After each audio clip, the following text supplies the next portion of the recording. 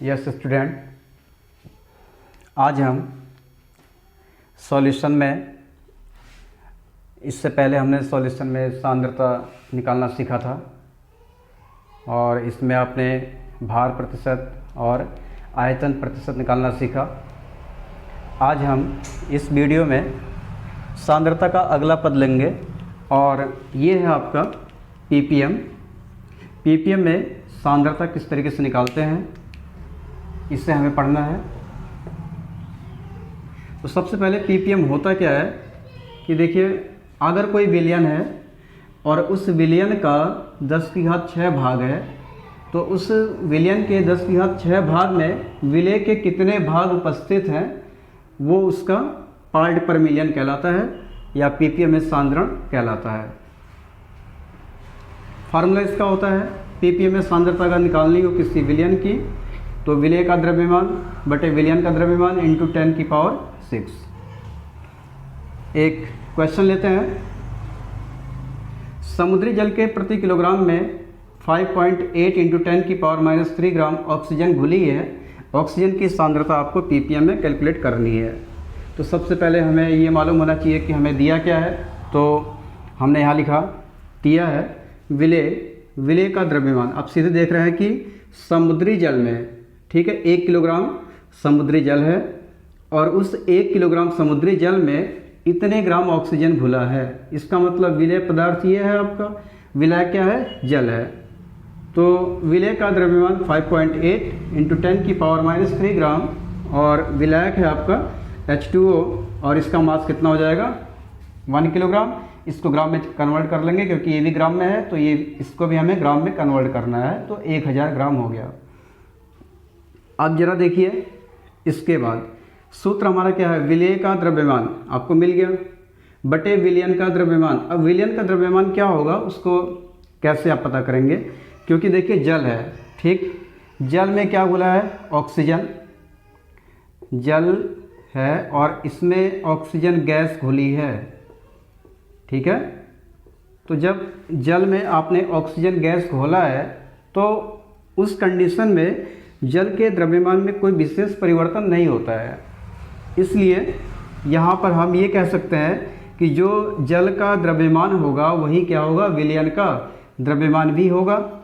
इसलिए यहाँ पर हम ये लिख सकते हैं कि विलयन का जो द्रव्यमान होगा वो कितना होगा, 1 kg या 1000 ग्राम। अब आप निकाल सकते हैं। इसलिए पीपीएम में सांद्रता, विलयन की पीपीएम में सांद्रता जब आप निकालेंगे तो ये हो जाएगा, सूत्र आपको पता है, विलय का द्रव्यमान, विलय क्या है आपका 5.8 इंटू 10⁻³ डिवाइड बाई विलयन का द्रव्यमान। तो विलयन क्या है आपका, यहाँ इसका जो मास है कितना है, 1000 है, तो ये 1000 हो गया। 10⁻⁶, 5.8 10⁻³ ये आपका ऊपर घात आएगा, 10⁻³ है, ऊपर आकर के 10⁻³ 10⁻6 और इससे आप कह सकते हैं कितना, 5.8 पावर आपका ऐड होगा, 3 और 3 6, 10⁻6 -6 + 6 0, 10⁻0 मीन्स 1, तो यहाँ मिल जाएगा 5.8। आपको इसकी सांद्रता हो जाएगी कितनी, 5.8%, 5.8।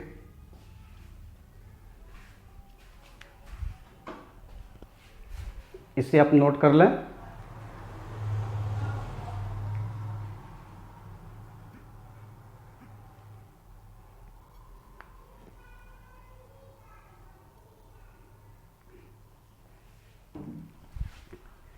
इसके बाद यहाँ पर एक काम कर सकते हैं, 5.8 पीपीएम लिख सकते हैं, 5.8 पार्ट पर मिलियन। तो ये इसका करेक्ट आंसर हो जाएगा। अब हम इसके बाद अगला कंसंट्रेशन पढ़ते हैं।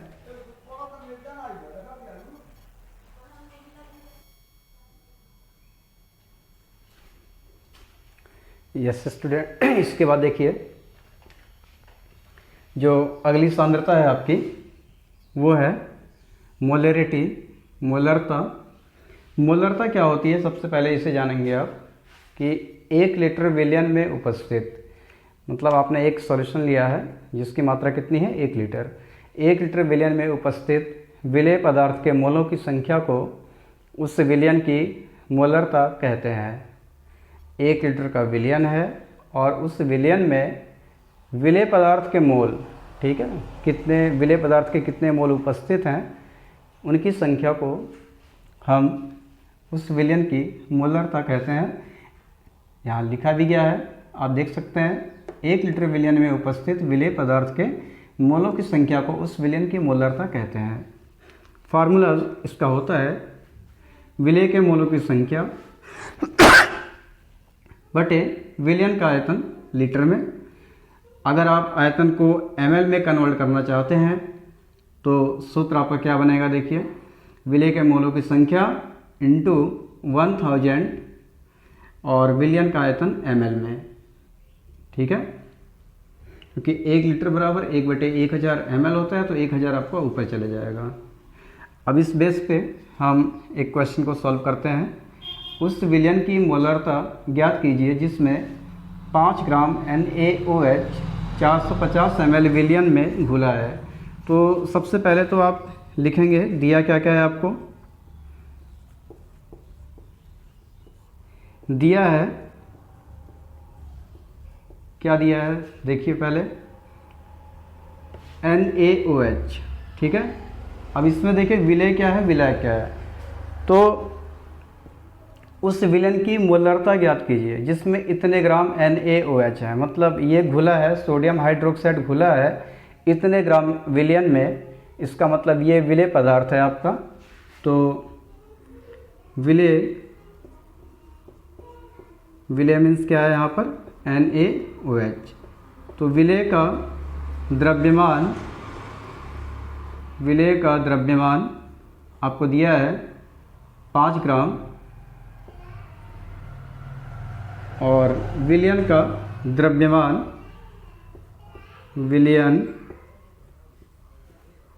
द्रव्यमान 450 ml। अब यहाँ पर ml है, इसका मतलब सूत्र आपका ये वाला लगेगा, इसको लगाएंगे आप लोग।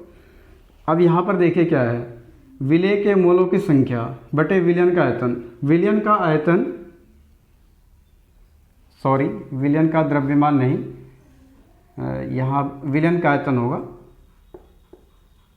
विलयन का आयतन आपको दिया है 450 ml। विलेय का द्रव्यमान दिया है 5 ग्राम, विलयन का आयतन है 450 ml।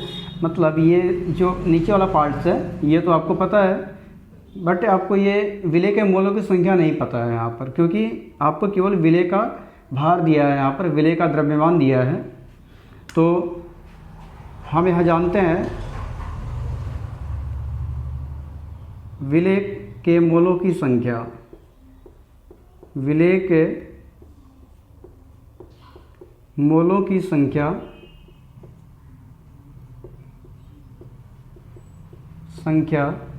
का जो सूत्र होता है भार बटे अणुभार, इसलिए हम यहाँ पर अब विलेय के मोलों की संख्या निकालेंगे, अर्थात NaOH के मोलों की संख्या जब निकालेंगे तो इसका भार आपको पता है कितना है, 5 ग्राम है। और अणुभार कितना हो जाएगा इसका, देखिए, सोडियम हाइड्रोक्साइड, ठीक है, यहाँ पर मैं लिख दे रहा हूँ NaOH का अणुभार कैसे निकालते हैं, मॉलिक्यूलर वेट, परमाणु भारों का योगफल।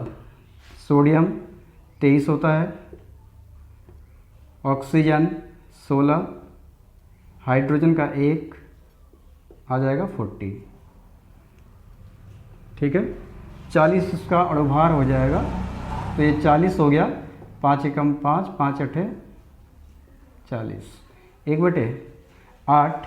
तो 1/8 क्या आ गया इसका, विलेय के मोलों की संख्या, मतलब NaOH के मोलों की संख्या आपने निकाल ली है। इसलिए मोलरिटी आप आसानी से आप निकाल सकते हैं। सूत्र आपको पता है, विलेय के मोलों की संख्या मीन्स 1/8 और इंटू 1000 डिवाइड बाई 450 ml है, इसलिए हमने यहाँ पर 1000 लिखा है। और इसको हल करेंगे, आप इसको सॉल्व करेंगे तो आंसर आपको मिल जाएगा 0.278 मोल। तो ये इसका आंसर आ जाएगा। तो इस तरीके से आप किसी भी क्वेश्चन को आसानी से हल कर सकते हैं। अगर क्वेश्चन में डायरेक्टली आपको मोलों की संख्या दी गई हो, आयतन दिया हो, तब तो कोई टेंशन नहीं है, आप डायरेक्ट मान रख करके आंसर निकाल लेंगे। लेकिन अगर मोलों की संख्या नहीं दी गई होगी तो वहाँ पर आपको मोलों की संख्या निकालनी होगी इस मेथड से। मोलों की संख्या का सूत्र आपको याद होना चाहिए, भार बटे अणुभार होता है। अणुभार कैसे निकालते हैं ये मैंने आपको बताया, समस्त तत्वों के परमाणु भारों का योगफल उसका मॉलिक्यूलर वेट कहलाता है। तो अणुभार निकाल करके आप मोलों की संख्या निकाल सकते हैं। मोलों की संख्या निकालने के बाद आप डायरेक्टली इस फार्मूले में, इस जो फार्मूला है इसमें मान रखेंगे, सॉल्व करेंगे, आंसर को निकाल सकते हैं आसानी से और कर लेंगे आप इसको। इसे भी आप नोट करिए। इसके बाद एक सांद्रता और है, उसको भी पढ़ते हैं।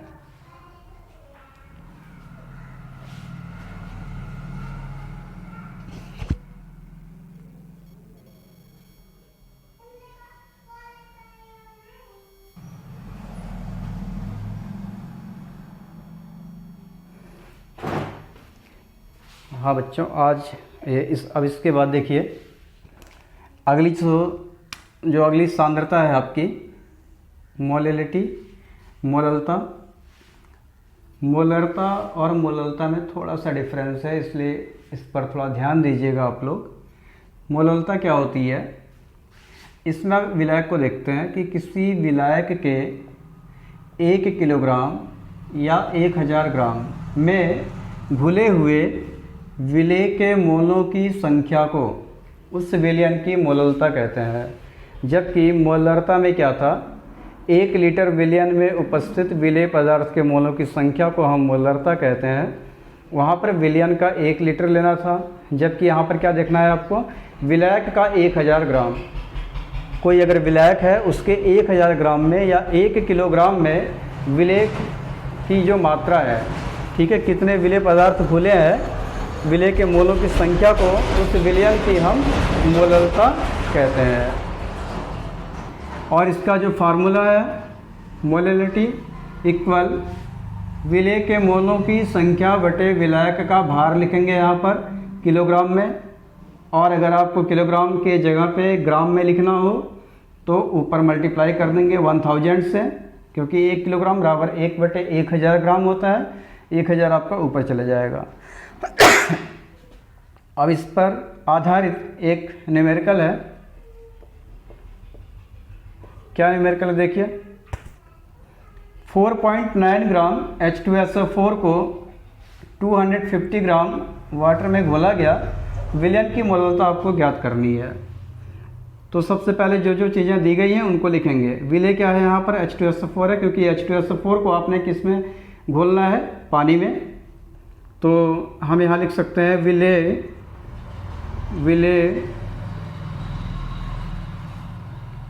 कौन है, यहाँ पर H2SO4 है।